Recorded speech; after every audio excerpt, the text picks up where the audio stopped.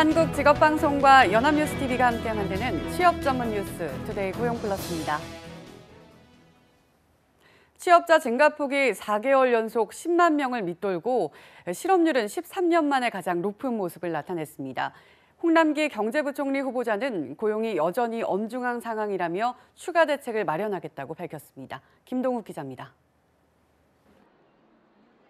취업자 증가폭이 4개월째 10만 명을 밑돌았습니다. 통계청에 따르면 10월 취업자는 지난해 같은 기간보다 6만 4천 명 증가하는 데 그쳤습니다. 7월과 8월 겨우 마이너스를 면한 뒤 9월과 10월 개선되는 추세지만 여전히 상황이 좋지 않은 모습입니다. 특히 고용의 질이 악화하고 있다는 점은 문제입니다.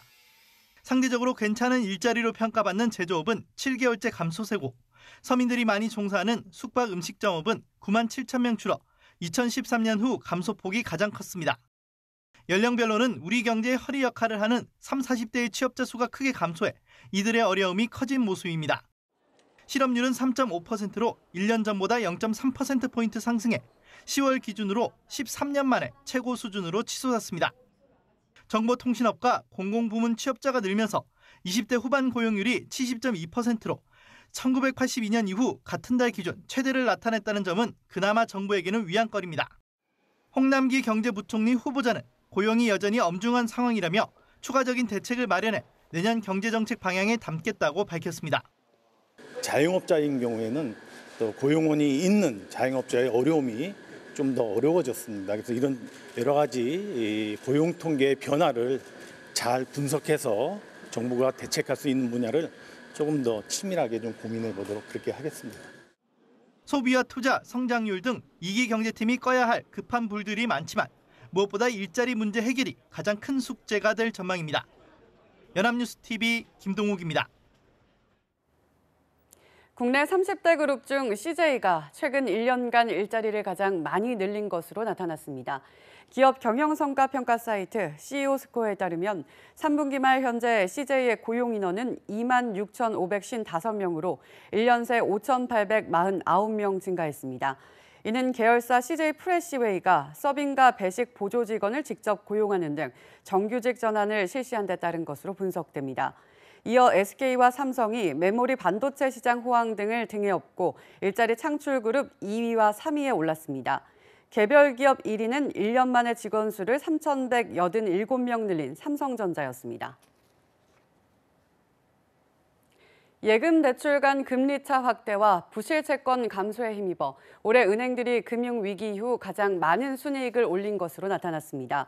금융감독원에 따르면 은행들의 올해 들어 3분기까지 순이익 누계는 12조 4천억 원으로 지난해 같은 기간보다 10% 증가했습니다. 이는 글로벌 금융위기 전년인 2007년 3분기까지 순이익 누계 13조 1천억 원 이후 가장 많은 겁니다. 은행들은 3분기에만 이자 이익이 10조 2천억 원으로 사상 최대치를 기록했습니다. 금융당국이 오랜 논란 끝에 삼성 바이오로직스가 고의로 분식 회계를 했다는 판정을 내렸습니다. 자의적 해석으로 적자 회사를 대규모 흑자로 바꿨다는 건데요. 대표이사 해임 권고와 함께 검찰에 고발하기로 했습니다. 주식 거래도 정지되고 상장 폐지 심사도 받게 됐습니다. 박진영 기자입니다. 1년간 감리와 6개월간 심의 끝에 금융당국이 삼성 바이오로직스의 회계 처리에 대해 내린 결론은 고의 분식이란 것이었습니다. 삼성 바이오에피스는 원래부터 미국 바이오젠과 공동 경영하는 회사였는데 마치 2015년 갑자기 그렇게 바뀐 것처럼 해놓은 게 기업 실체에 맞지 않다는 겁니다. 증권선물위원회가 이렇게 본 근거는 바이오젠이 신제품 추가 등의 동의권을 갖고 있다는 두 회사의 합작 계약이었습니다. 그런데도 종속회사로 둔 2012, 2013년 회계는 과실, 누락했던 바이오젠의 에피스 지분 절반 매입권을 늑장 공시하고도 여전히 종속회사로 둔 2014년 회계는 중과실로 봤습니다. 특히 2015년에 공동 경영하는 관계사로 바뀐 것처럼 처리하고 회계상 4조 원대 차익을 계산한 것은 자본 잠식을 막기 위한 고의 분식으로 판정했습니다. 지배력 변경의 정당성을 확보하기 위하여 회계 원칙에 맞지 않게 회계 처리 기준을 자의적으로 해석 적용하면서 이를 고의로 위반하였다고 결론. 증선이는 대표이사 해임 권고와 과징금 80억 원을 의결하고 검찰에 고발하기로 했습니다. 또 회계법인들에게도 과징금, 감사 업무 제한 등 제재를 건의할 방침입니다. 이번 결정으로 삼성 바이오로직스 주식 거래는 정지됐고 거래소로부터 상장 폐지 실질 심사를 받게 됐습니다. 하지만 삼성 측은 증선이 결정에 행정소송을 제기해 회계 처리의 적법성을 입증하겠다는 반응을 내놨습니다. 연합뉴스TV 박진영입니다. 공정거래위원회가 사무종합건축사무소는 삼성의 위장 계열사라고 판단했습니다. 지난 1999년에 무혐의 결론을 뒤집은 건데요. 은폐됐던 증거가 수면 위로 떠오르면서 공정위는 이건희 삼성 회장을 검찰에 고발하기로 했습니다. 이동훈 기자입니다. 지난 1979년 세워진 사무종합건축사무소, 타워팰리스, 삼성 서초동 사옥 등 삼성의 주요 건물 설계를 맡는 등 매출의 절반 정도를 삼성과의 거래로 올려 위장 계열사 의혹이 끊이질 않았습니다. 지난 1999년 조사에서는 무혐의에 그쳤는데 공정위가 그 판단을 뒤집었습니다. 공정위는 삼성이 사무에 차명주주를 뒀다고 봤습니다. 설립 당시 현 삼성물산인 삼성종합건설 등이 주식을 갖고 있다가 사무임원들에게 넘겼지만 이후에도 사무 내부 문건에는 실소유주가 삼성종합건설이라고 표시돼 있었고 매입 자금도 삼성이 지원했습니다. 또 지난 2014년 8월 사무가 설계와 감리 부문을 나누는 과정에서 삼성이 개입한 사실도 드러났습니다. 모든 과정을 삼성물산이 주도적으로 결정한 것은 물론 설계 부문을 삼성물산이 인수할 당시 차명주주들은 169억 원에 달하는 주식을 고작 69억 원만 받고 넘겼습니다. 공정위는 2014년에 계열사 자료를 제출하면서 사무와 그 계열사를 고의로 뺀 혐의로 이건희 회장을 검찰에 고발할 예정입니다. 사무하고 삼성 측에서 공정위 조사에 대비해서 사무가 삼성의 위장 계열사라는 관련 증거들을 삭제하고 조작하고 은폐한 그런 증거 자료들을 저에게 일부 2차 제보자께서 또 사무 등이 상호 출자 제한 기업 집단에 들어가지 않아 부당하게 세액 공제를 받았다고 보고 이를 국세청에 통보하기로 했습니다. 연합뉴스TV 이동훈입니다. 서울시가 호화 생활을 하면서 지방세를 체납한 고액 상습 체납자들의 가택 수액 수색과 재산 압류에 나섰습니다. 체납자들은 형편이 어렵다거나 억울한 세금이라고 변명했는데요. 조성혜 기자가 현장에 다녀왔습니다. 서울 강남구의 대형 아파트. 지방세 3,400여만 원을 4년간 체납한 모 건설사 사장 A씨와 가족들이 거주하는 곳입니다. 매달 내는 월세만 250만 원이 넘지만 A씨는 월 급여를 200만 원으로 신고하고 거주지를 관악구로 위장하는 등 체납 처분을 회피해왔습니다. 집이 없었어요, 저희가. 아니, 이쪽에서 여기 사시니까 여기다 같이 두시면 되지. 굳이 장모님 앞으로 두실 필요가 없잖아요. 17년 가까이 세금 1,200여만 원을 체납해온 한 체납자는 억울한 세금이라며 역정을 내기도 했습니다. 시장한테 갑시다. 당신이 뭔데 판단해? 당신 세무서장이야? 세금을 낼 형편이 되지 않는다는 변명은 공통적이지만 사업이 어려워져가지고 그때 정말 낼 수 없는 상황이었잖아요. 이 같은 변명이 무색하게도 집안 곳곳에서는 명품 가방과 시계 등이 쏟아져 나옵니다. 서울시는 1,000만 원 이상 지방세를 1년 넘게 내지 않은 체납자 1,554명의 명단을 공개하고 고의로 납세를 회피한 체납자의 가택 수색과 동산 압류를 했습니다. 위장이혼이나 안 그러면 친척분들이나 이런 분인데 재산을 많이 숨기거든요. 직접 조사해서 단문이라든지 이런 걸 통해서 징수하는 데 주안점을 두고 있습니다. 서울시는 고액 상습 체납자에 대해 강력한 체납 처분과 출국 금지, 검찰 고발 등 제재를 강화하겠다고 밝혔습니다. 연합뉴스TV 조성혜입니다.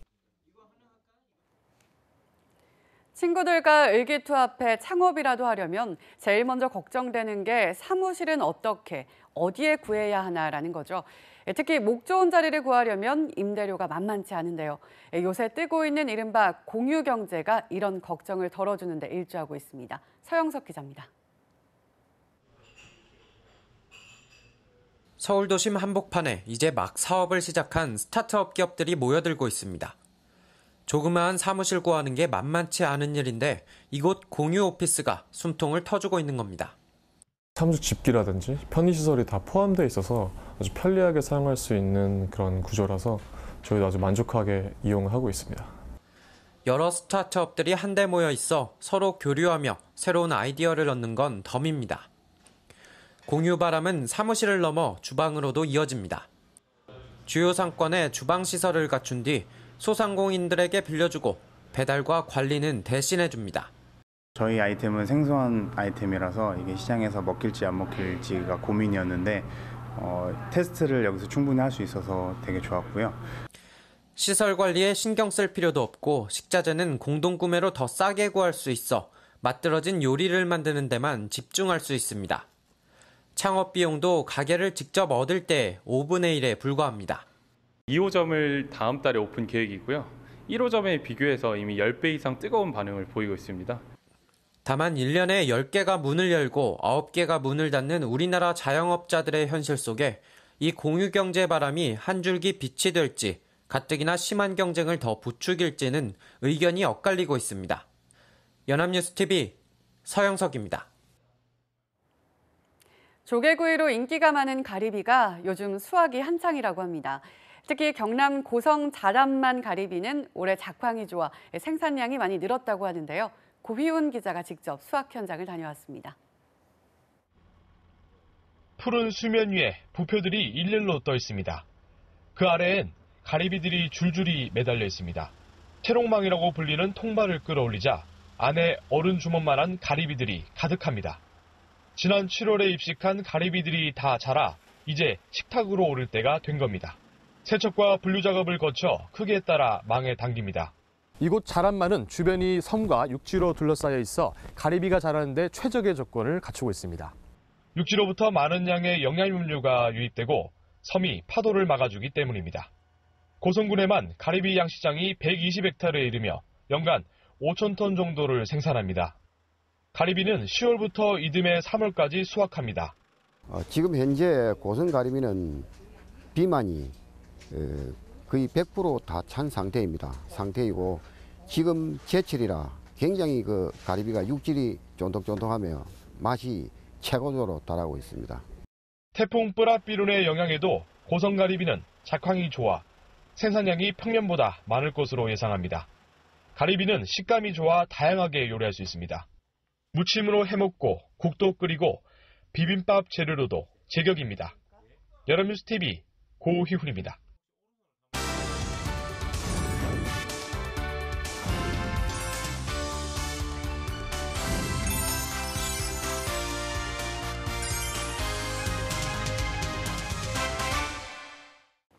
사회적으로 핫한 이슈를 키워드로 알아보는 핫키워드 시간입니다.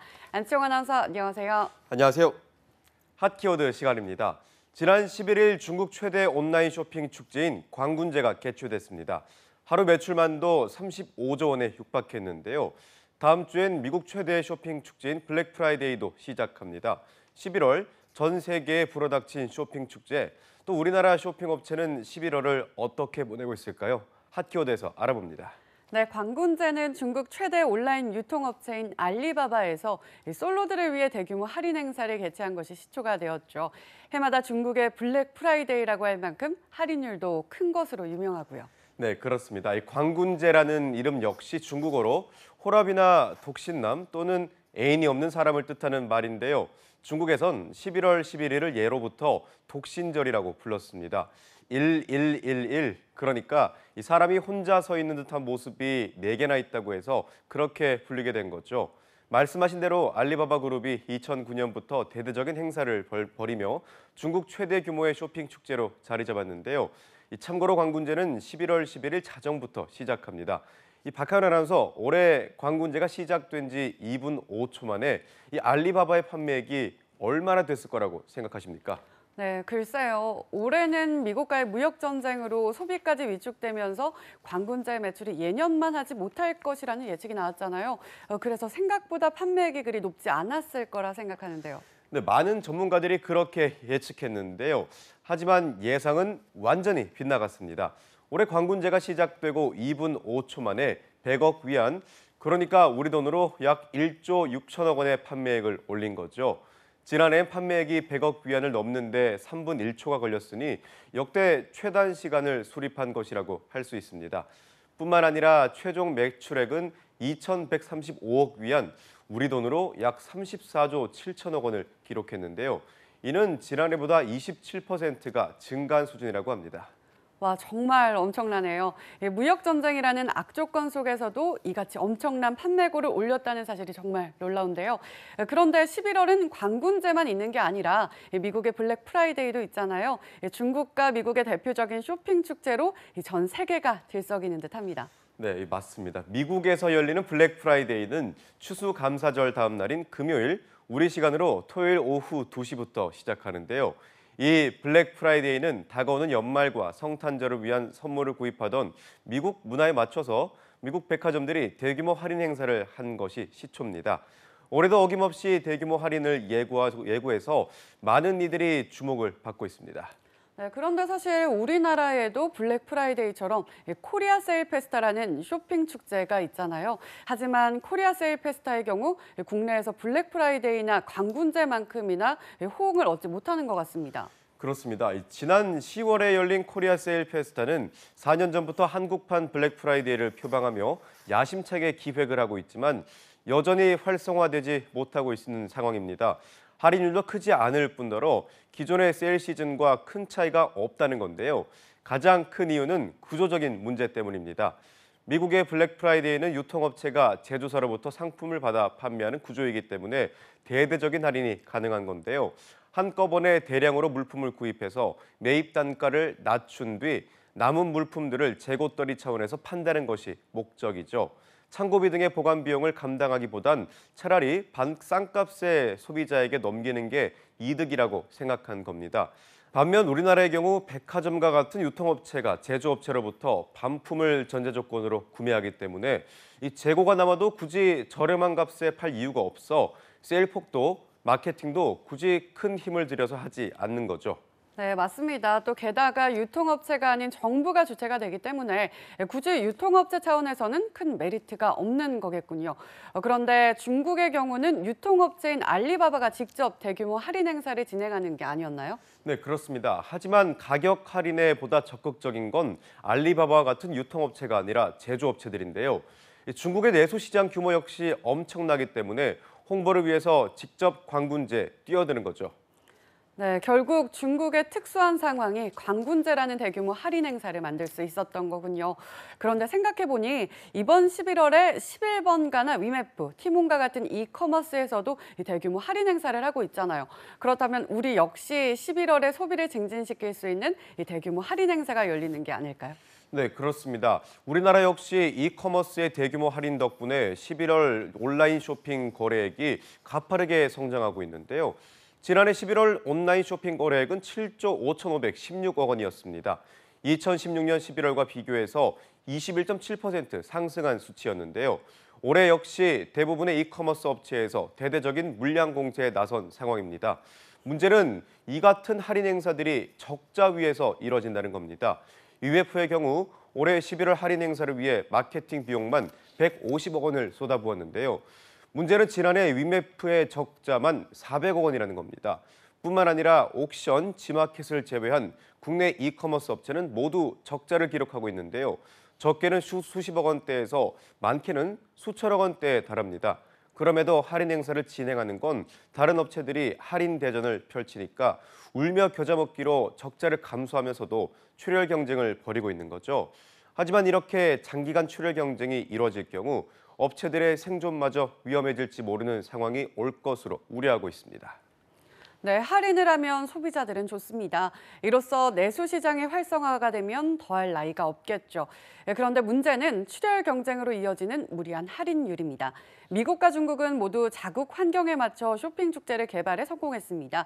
그렇다면 우리나라 특성에 맞는 쇼핑 축제는 어떤 걸까요? 이 질문을 해결해야 건강하고 지속 가능한 한국형 블랙 프라이데이가 열릴 것으로 보입니다. 지금까지 핫키워드 안치홍 아나운서였습니다. 고맙습니다. 고맙습니다. 지금까지 투데이 고용 플러스였습니다. 오늘 저희가 준비한 내용은 여기까지입니다. 함께해 주신 여러분 고맙습니다.